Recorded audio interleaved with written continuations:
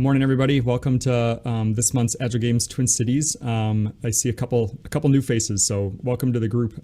We just launched on a meetup, so I assume that's where a few of you found us. So glad to have you here. If you're new to this space, we run about 45 minutes or an hour for these.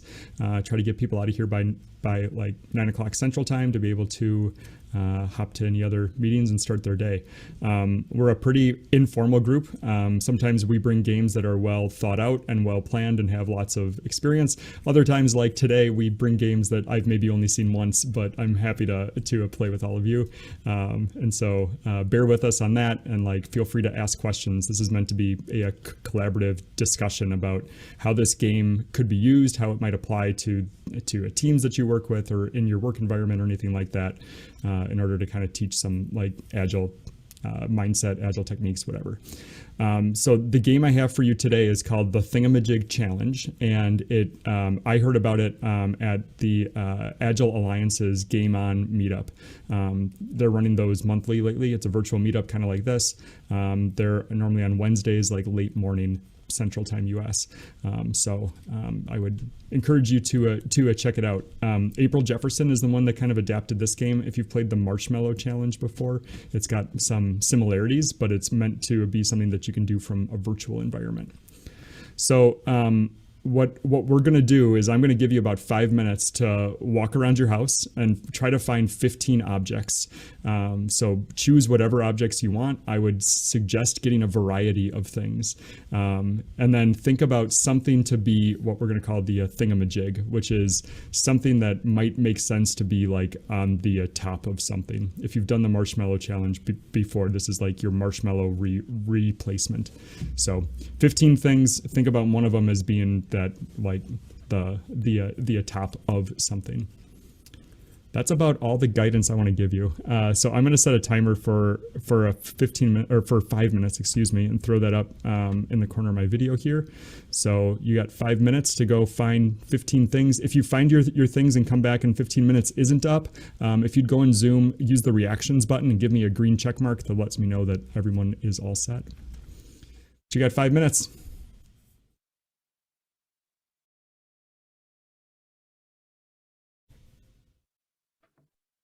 All right, looks like we've got everyone back. So nice work on the time there.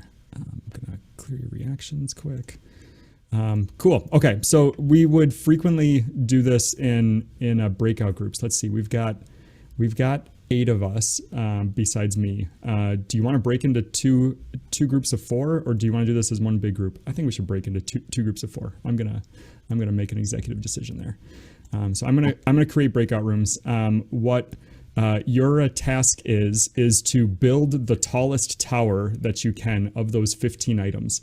Now, you can only build one tower because you're not all together to share your items. So I'm going to give you 15 minutes in the breakout rooms. Use your first 2 minutes only to figure out who has the best items for tower building. So do like a quick share out of what you've got. Think about too what your thingamajig is, and that gets placed on top at the end. So you've got 2 minutes for that. I'm going to open up breakout rooms for 3 minutes, but try to use. Actually, no. I'm going to set them for a 2, and then I'm going to bring you back here after you've all kind of shared and decided who's going to build, and then I'll give you your next set of instructions. Sound good? Cool. Okay, I'm going to open the rooms, and I'll see you back here in about 2 or 3 minutes.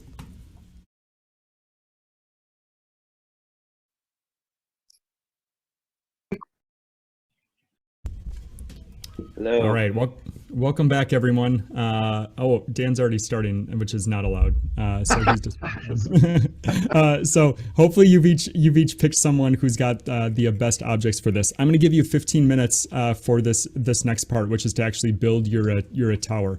Here's the rule: the person that you picked has to be on mute the entire time. They aren't allowed to speak back to you. So they need instructions from all the rest of you of how to build this thing. You got 15 minutes. Build your tower as tall as you'd like. When you come back from the breakouts, do not have your thingamajig on the top. We're going to have you place it on in front of the group to make sure that your tower holds up and is able to withstand it. So I'm going to set breakouts for 15 minutes, and then we will check back here and see who's got the tallest tower. All right, welcome back, groups. I'd love for someone from each of the groups to kind of explain, walk us through your tower a little bit, how the process went, all that kind of thing. Is there someone from each group that would like to share? Go for it, Dan. Can I share? Because I haven't talked in like 8 minutes, and as a coach, It's it's like hard driving for me you. nuts. Yeah. I know, it's awful. I laid all the stuff out on our table, or on this table, and then had the groups kind of show me which was the first to go, and they went by like structural integrity and like squareness, as well as like what would start to give us height. So, and then they kind of just told me like, put that with that and put that with that, and so I just followed their directions. Cool. Any questions for Dan and his group? What's the thing underneath your Q-tip? That is a wax seal stamp. Oh, okay. Which was a terrible choice because it's very heavy and it's like right at the top and not very stable. Okay. All right. Did you get a chance to measure, Dan? Do we know how tall yours is? Yeah, it's about 18 inches. All right. Somebody from the other group want to share theirs?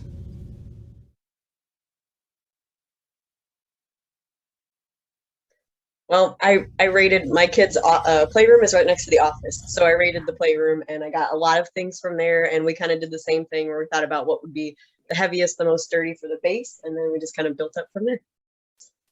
Cool. And then, is your thingamajig on the top, or do you have that Right left? here. All right, go for it.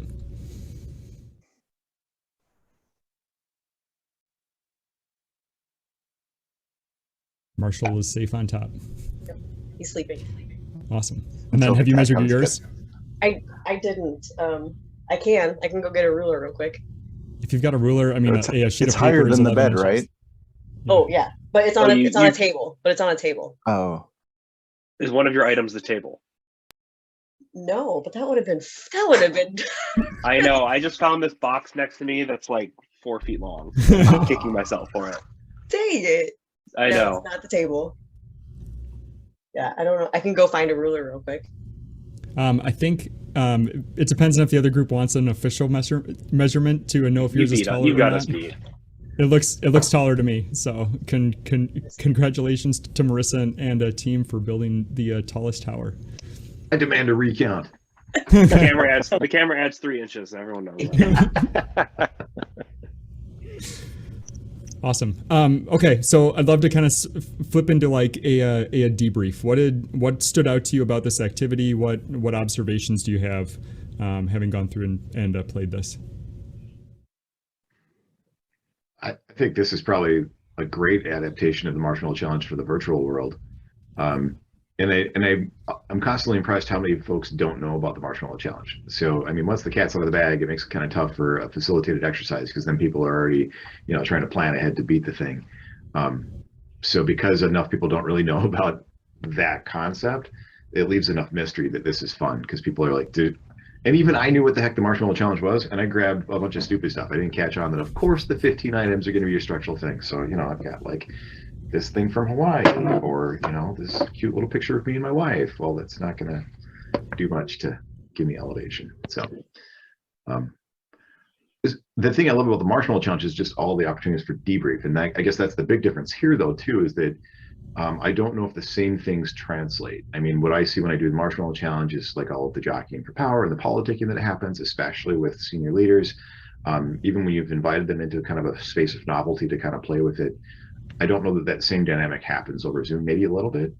I'm also aware that like the audience that we tend to attract for this meetup tends to be people that have a different mindset than maybe the mindset you're trying to instill in the people that you're running something with, right? And so like I would tend to think that this group wouldn't be jockeying for power even if we were in person and not over Zoom and doing it for a real. So that's obviously, you know, a factor with any of the games that we play is a lot of us already have that right mindset. Yeah. How might you see that show up if you were doing this with people like the uninitiated? How might you see that dynamic show up?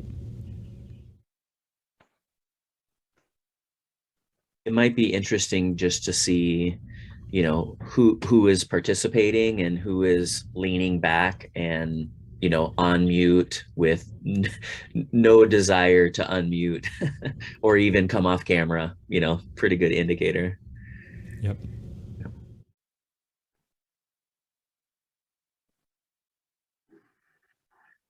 When I saw this done last time, there were people in the group that did not go and get 15 items, that just counted on other people to do that too. They're like, someone else will get it. I don't need to worry about it, or I'll just watch. I don't need to participate. So I know that dynamic can play out a little bit too. Yeah. What else stood out to you? It might increase or enhance the positivity aspect of using cameras. Right now I work with a couple teams that they just don't use cameras, and I'm not trying to, like, you know, demand that they use them. I always turn my camera on and hope that eventually they'll follow suit. But with this game, especially if you were the one building the tower, you had to show your camera, you had to be on. So something like that might help show that it's okay to be on the camera. It's okay to share your screen or just show up. Yeah, I like that. I wonder if there's any games that do encourage that, making everyone turn their camera on. So somehow you'd need to work together, seeing what other people are doing. I don't know, but yeah, that's how do you stop the sort of hiding behind the, Yeah. you know. We've done some things where we've asked people to, you know, hold up 1, 2, or 3 fingers, you know, and then it's, you know, that there's really only one option at that point. I'm either not going to participate or my camera's on. You know?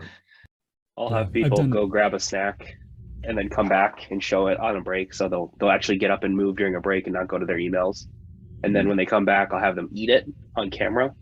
Say, all right, now I've seen everyone eat on camera. The weirdness is over. Feel free to do with that what you want. I like that one.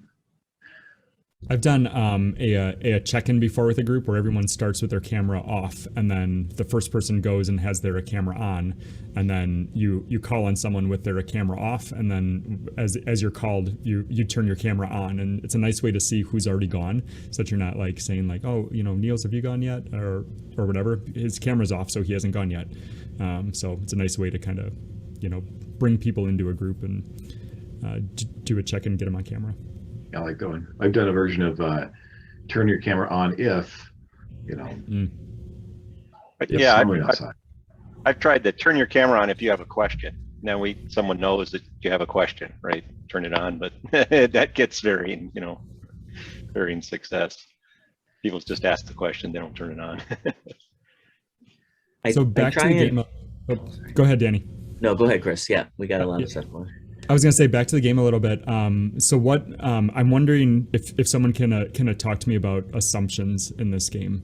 Did anybody make any assumptions, find them to be true, false, whatever, as it went on? I think I assumed the tape was going to help us out more than it did in the end.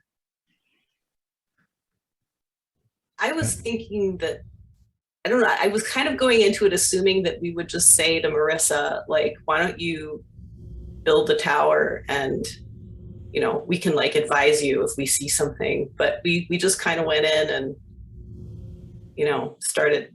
It was more sort of like, you know, we were trying to remotely control her as opposed to letting her do it and then putting in our, even though she had, I felt like she was in the best position to, you know, make those decisions. But yeah, I'm wondering if you would have gotten a different result if you had taken a different approach. What's your sense for that?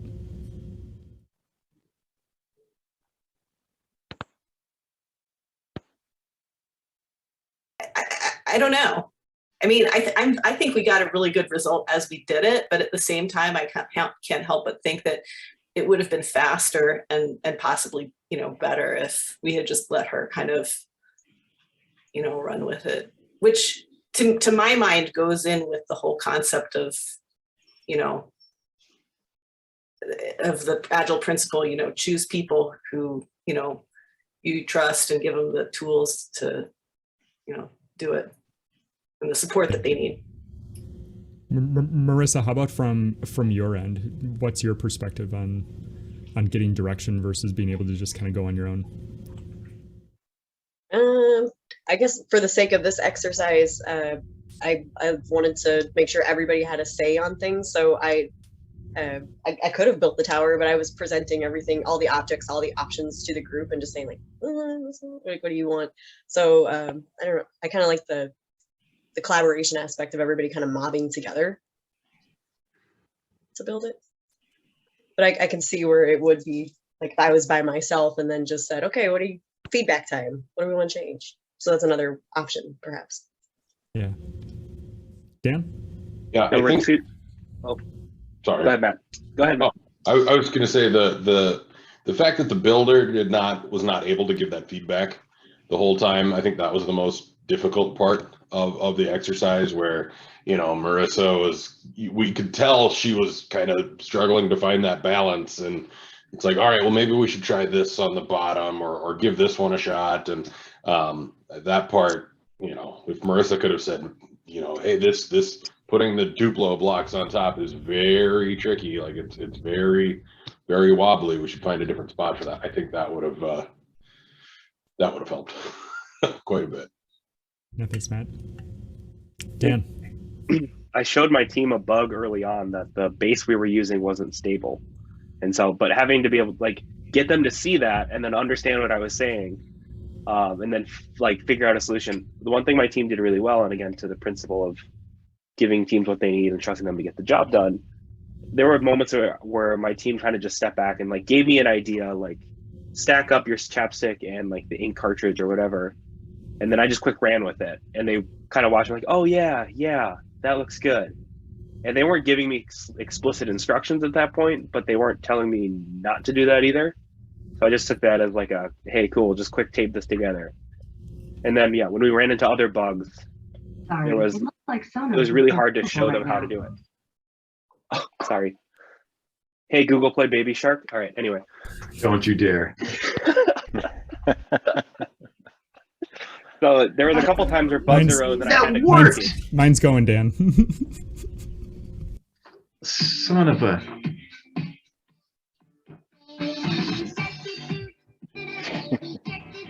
Let the chaos reign. God, this is being recorded.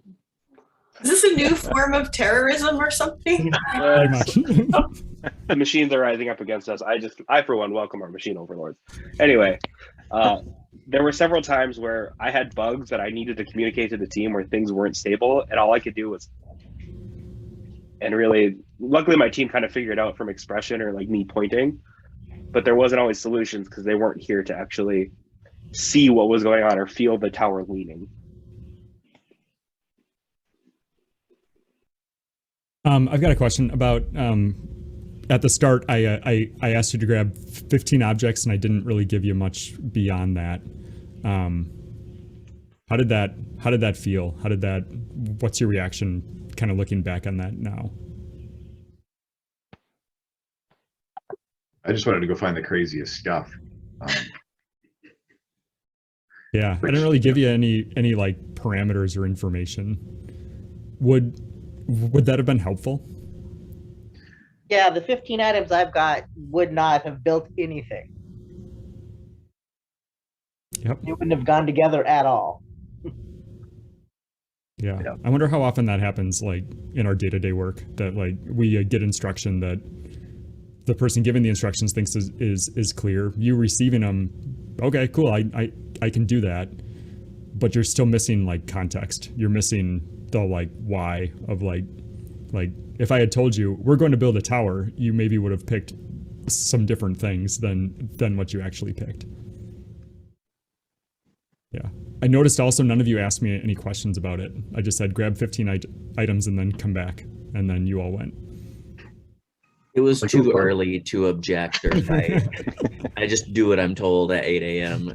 I haven't Yep. finished my coffee Fair yet. enough. Yep. That happens at work though too, right? Is like I just do what I'm told, right? I don't need to ask questions, but sometimes asking those questions might get you a little clarity and might get you enabled to make a different decision than you did otherwise. It's a little bit of parallels to, you know, story writing. Too detailed, not enough detail. Right. Yeah. Yeah. Or, you know, I gave you instructions that I maybe thought were enough, and you read them and maybe thought they were enough. And then when it came down to it, we had a disconnect, right? It's the, I'm glad we all agree. And, you know, I'm thinking square and you're thinking circle. And then when we actually get it in front of us and start hammering it out a little bit more, we realize we actually don't agree. And we're actually, what we need to actually build is a star instead at the end. So it's a little bit of that shared understanding piece. Cool. Those are the big things I wanted to talk about from a debrief perspective. Anything else that I'm missing? Anything else that stood out to you about this game, about the exercise, all that? I think what I don't know if this is helpful or not, because I'm just thinking about times that I've played Marshmallow Challenge in person, or even a variation on it where they gave us sheets of newspaper and we quickly realized that we could roll those out for a structural thing. It was very competitive when we're all in the same space, because we could see the other team's progress a little bit from afar and like, ooh, we want to win. And so, like I say, I don't know if that's helpful or not. It's just noticing that in the virtual that piece is a little bit different. That we're it certainly didn't. And to your point earlier, I don't know if this is the group. Well, we would have been competitive if we were in the same room. Seeing that for sure, we all would have. I could see that coming out, that we would have wanted to try to win. Yeah, I'm trying to think back to the words that I used at the beginning. I think the words I used was, your goal is to build the tallest tower. I don't think I said the goal was to build a tower taller than the other team. I wonder if that's an interesting, like, where my head goes is like, what if we're both two different Scrum teams at the same company, right? Like, is your goal really to beat the other team, or is the goal for you each to build the tallest tower that you possibly could? Right. That's good. I totally assumed it was a competition, I guess. So whether or not you said it, that happens too, right? But the thing you're Often optimizing just for, doesn't work. Yeah. Is this where there would be multiple rounds or different challenges each time? Would you do this, repeat this? I think you absolutely could. When I saw this done previously, it was a single round with multiple breakout groups going. But I changed a couple things that I would have done differently after watching it facilitated. So if you want to do this, by all means, make it your own. Like, don't feel like you need to be true to what I shared here. This is kind of my spin on it. And absolutely, I'd love to hear if anybody experiments with it. Like, I'd love to hear how it worked for you, how it didn't work for you, anything like that.